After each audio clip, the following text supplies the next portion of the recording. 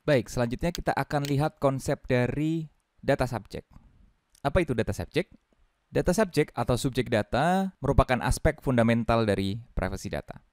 Subjek data mengacu pada setiap individu yang data pribadinya dikumpulkan, disimpan, atau diproses oleh organisasi atau entitas. Seperti sudah kita singgung sebelumnya, sebagai subjek data, setiap individu memiliki hak-hak khusus di bawah Undang-Undang Privasi Data. Hak-hak ini dirancang untuk memberi keberdayaan kepada individu dan memberi mereka kendali atas data pribadi. Mari kita lihat satu persatu hak-hak ini.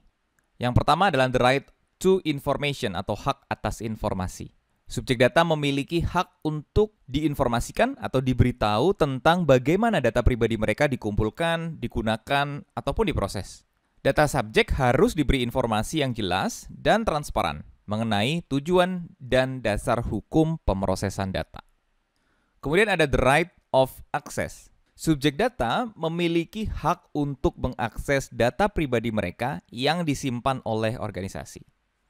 Subjek data dapat meminta rincian tentang informasi spesifik yang sedang diproses, serta subjek data juga bisa meminta salinan data atau kopi dari data pribadi mereka.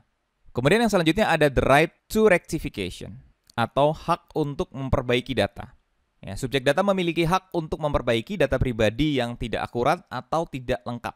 Jika mereka menemukan ketidakakuratan atau perbedaan dalam data pribadi mereka, subjek data dapat meminta agar data tersebut diperbaiki ataupun dilengkapi. Kemudian ada hak untuk menghapus atau the right to erasure atau the right to be forgotten, hak untuk dilupakan. Subjek data memiliki hak untuk meminta penghapusan data pribadi. Namun hak ini tidak mutlak dan tergantung pada faktor-faktor seperti tujuan pemrosesan data ataupun adanya kewajiban hukum. Ada pengecualian di sana.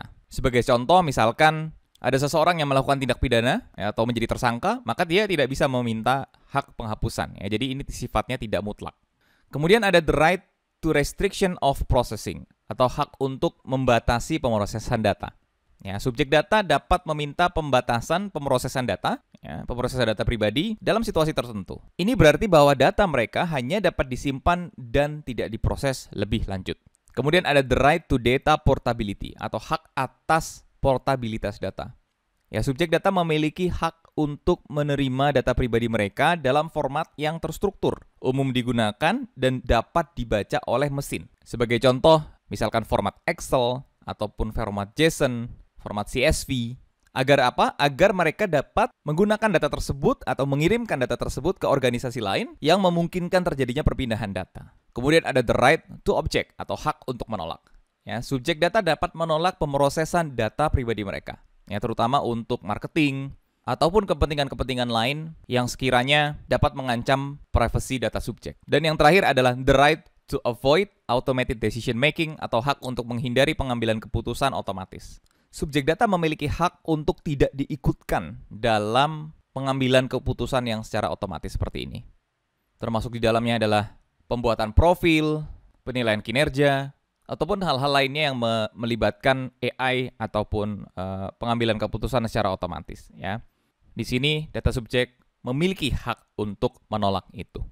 Ini adalah 8 hak-hak data subjek yang telah dituliskan dalam General Data Protection Regulation atau GDPR di EU.